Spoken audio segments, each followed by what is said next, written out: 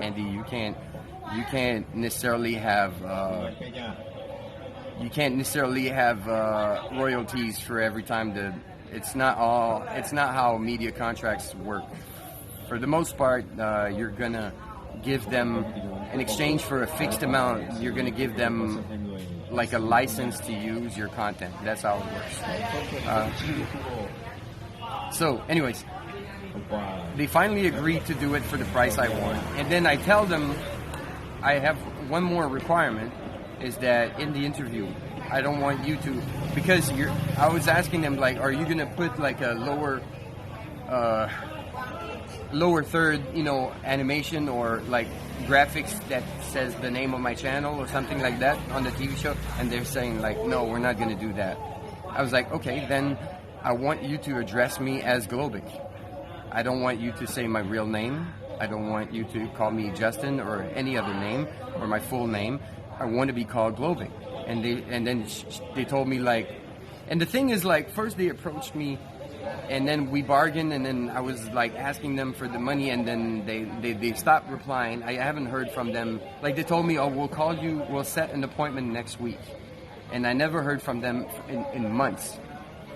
I never heard from them in months. So later when they hit me up again, I was like, guys, we had a back and forth through emails for you to just ghost me at some point. So now if you want to do this, we have to be professional. Those are my requirements. And then they told me like, they're not going to mention my name and everything. Of course, everything is in writing, dude. That's obvious. If money is involved, everything is going to be in writing. Thank you for the advice, Andy. But I've been working like in the movie industry and the television industry for years before I started doing YouTube videos and live streams. And even now, I still have some of my content that was licensed to the Daily Mail, to Unilad, to a bunch of platforms. So don't worry, I'm very familiar with how it works. And so I asked them to call me Globic. That I don't want them to call me by my name.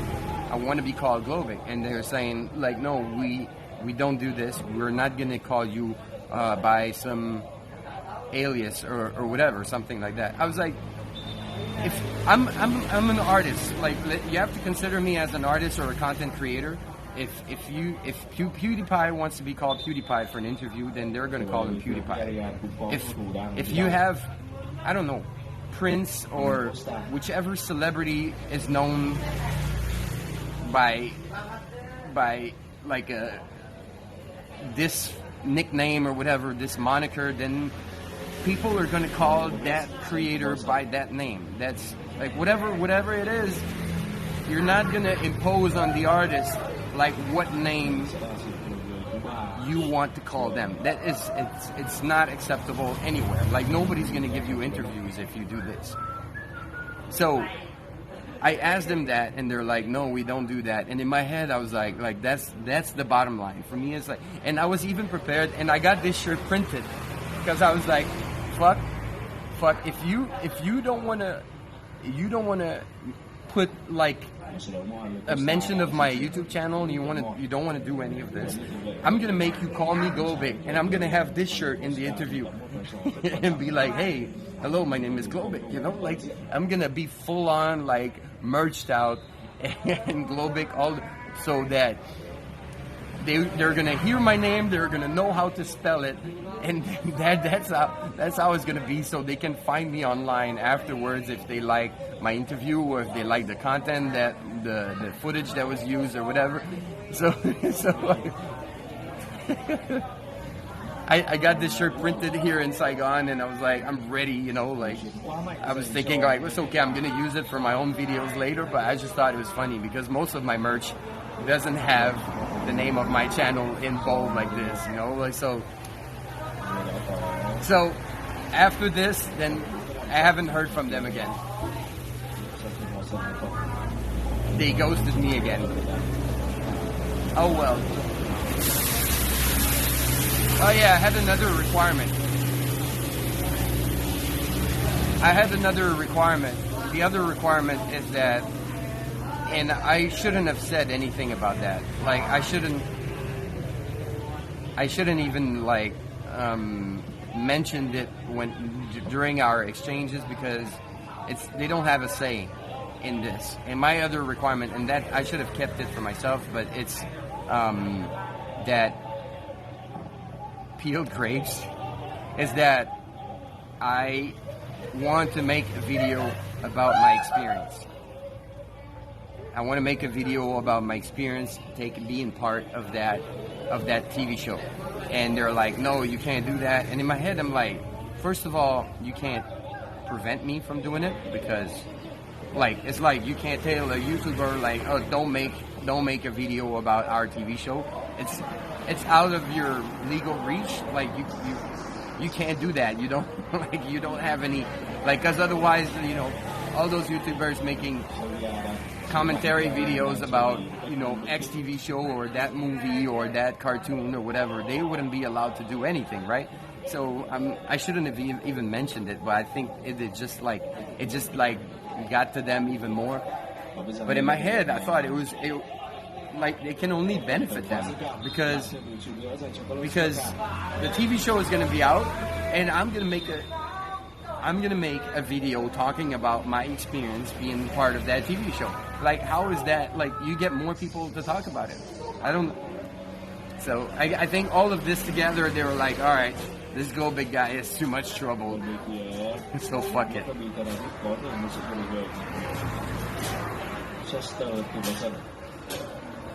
But fuck him.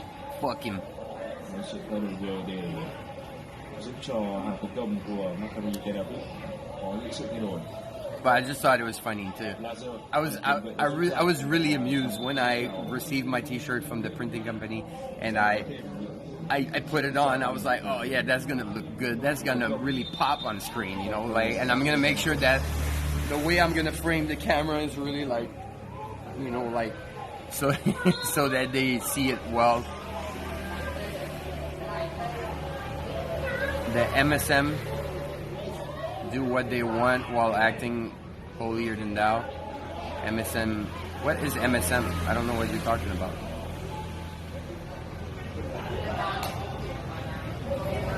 You're talking about the mainstream media? Is that what MSM is? Oh. I think it's a broad generalizations. I know a bunch of production companies that are very good, and they're trying to create interesting content. I know some directors who make documentary series for mainstream medias. I know some online platforms that license content and stuff like that. I feel like there's bad people and good people in every business. I don't think the mainstream media is bad per se. It's a weird generalization that seems based on not much information. Wouldn't even be surprised if they censored your shirt in post-production.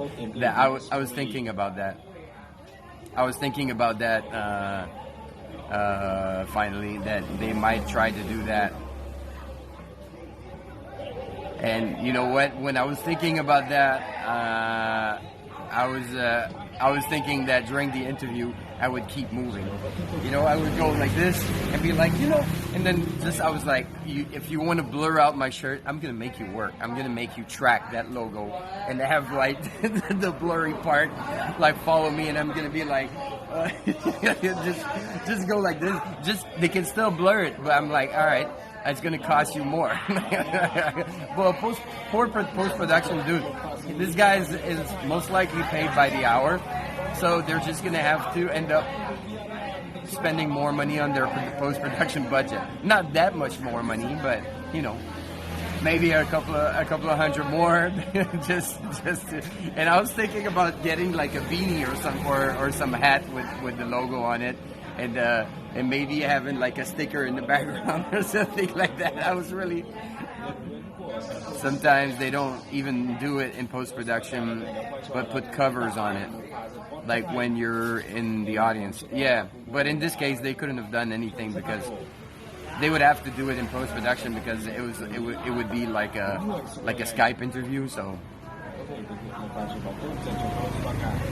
I recall you having a Globek logo tattooed on your arm in the Cupidon YouTube video. Am I correct?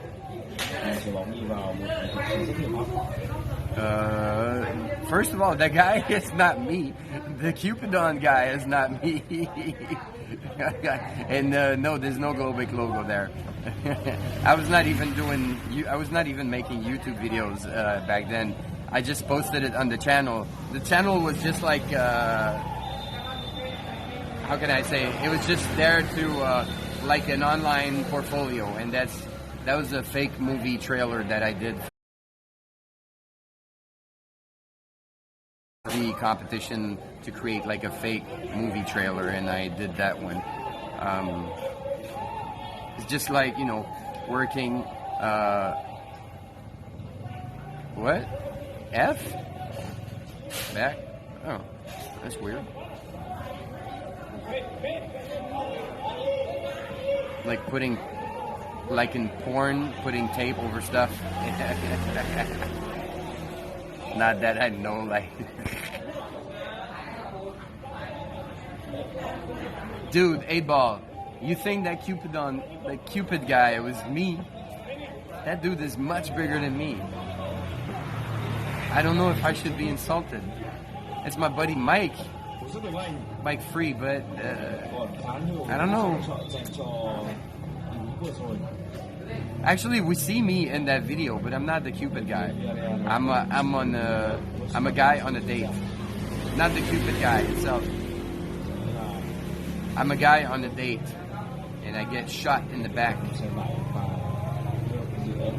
No, the girl, my date gets shot in the back. Sorry, I'm on the date, and my girl gets shot in the back. The shirtless guy on top of the girl. No, that's not me. That's not me either. That's an actor right now. His career is bigger. I'm surprised. Like, well, in my province, he played roles in different movies and TV series now. Yeah, it sounds like totally you on a date. God damn, I'm lost.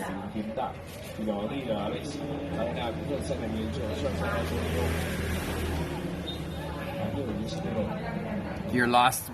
Second one, I did a fake movie trailer before I was doing YouTube stuff. That's a long time ago. It's in French. It's about like Cupid that grew up, because you know Cupid in many representation is like a small cherubim, is like a small baby angel shooting arrows and stuff like that. But in the idea I had for a fake movie, for the trailer I made, is that Cupid grew up and he's pissed because everybody's been using him for selling merch and candies and chocolate and flowers, and everybody's been taking advantage of who he is to make money. But now he's pissed and he's back for revenge. He's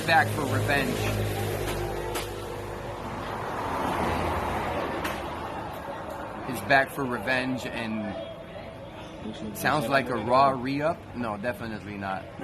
Definitely not raw. I spend way too much time on this to be something that would be raw. Plus, it has nothing to do with my usual content. Plus, it's in French. So, no. I was thinking about doing an English voiceover version, because you don't see anyone talking. It's just like, oh yeah, you see a few characters talking, but it's mostly a voiceover. But I spend way too much time and money to make it. That doesn't belong on Raw, and it wouldn't fit the rest of the content. But yeah, anyways, Cupid is back with a revenge, and he wants to get back at everybody who's been taking advantage, and he's like out there, you know, killing people. He's out there killing people. It was just, you know.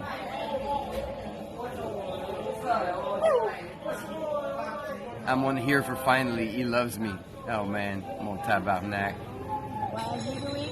Huh? What are you doing? Live stream? Live stream? Yeah. Where? Where? Right here? Huh? Over here? Huh? No, people watching? Everywhere. Everywhere. Yeah, many countries. Yeah. You want to say hello? Hello. Hello. How are you? How are you? What's your name? My name is T. Vietnam. But T? what's that? He. Vietnam. Oh, Hoàng Sa. What's that? You here to drink and eat with your friends? Oh, that's cool. Nice to meet you. My name is Justin. Okay. All right. She was curious. Tutti Frutti, thank you for the follow. Một tấm thẻ vàng đã được rút ra. Raspberry là người Rookville, is yours a typical French Canadian accent? I don't think so. I don't think so. và dọn bóng. Maybe, but I don't think so. Like Đây là tấm thẻ vàng thứ ba của trận đấu, trong đó 2 tấm thẻ vàng trước vòng. French Canadians usually have a much stronger accent than I do, but I'm not a good judge of my own accent. I know I don't sound like a French person speaking English for sure. Khi họ gặp phải Because the French they speak the English like this. Get in the car. We go to the home. Get in the car. 2014. Yeah, I haven't gone that far back in time yet.